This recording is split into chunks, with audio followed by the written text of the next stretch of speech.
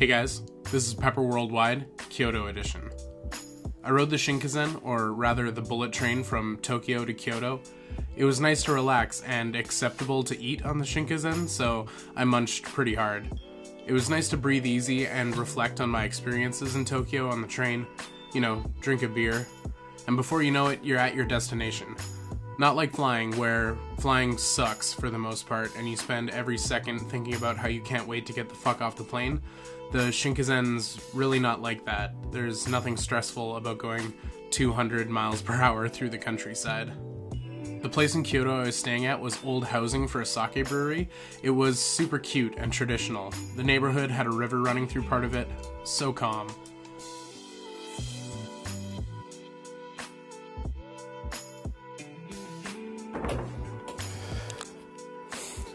I haven't even farted in here and somehow my room smells like farts.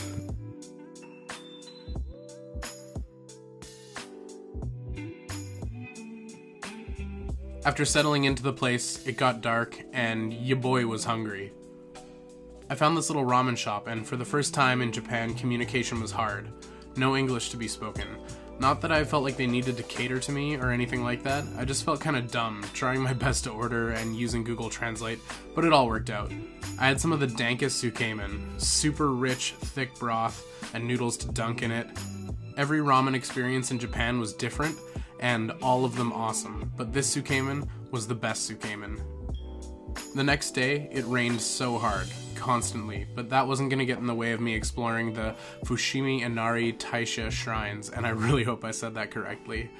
I'm by no means a spiritual person, but what religion is able to achieve is fascinating and beautiful, whether it's grand cathedrals or 32,000 Shinto shrines. The rain was persistent, but so was I. I needed to soak in the history despite soaking in the weather. Taking in cultural landmarks like this always makes me reflect on the world and why we do what we do as humans and how we fit into the grand scheme of things. I don't ever have any answers, only more questions. But still, it's a nice feeling. I hopped on a train and I found myself a little bit lost in the rain, and wouldn't you know it, ya boy was hungry again.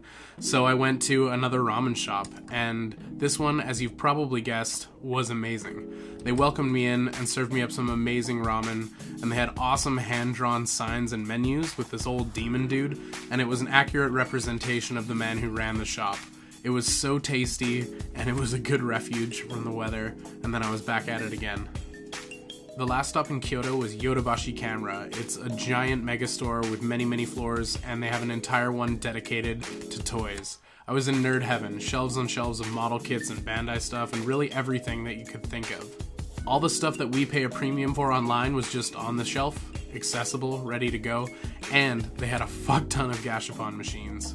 Gashapon, I choose you! Fully clean, and it's time to unpack the Yodobashi Camera stuff. I went a little bit nuts, but first I'll show off some things that aren't for me. Bam! Frame arms upside down battle girls.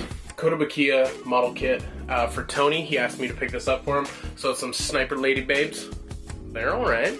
As well as a second kit for Tony.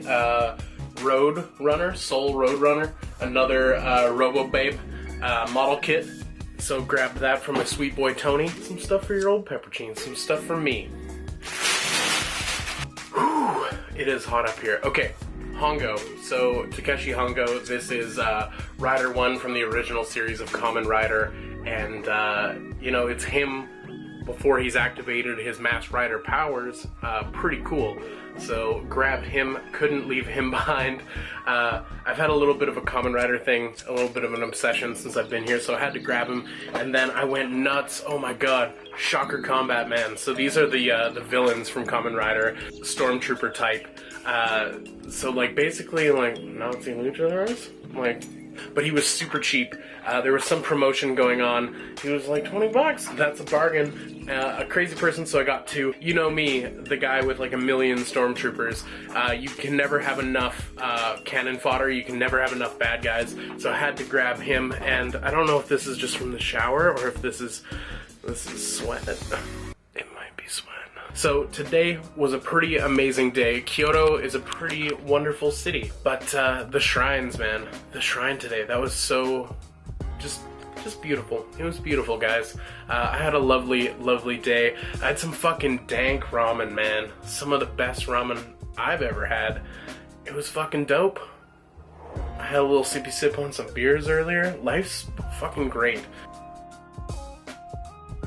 My takeaway from Kyoto is one of peaceful reverence. It was a beautiful place, and I hardly scratched the surface of it. Like all the stops on this trip, it's a place I need to return to. See you in Osaka. Bye-bye.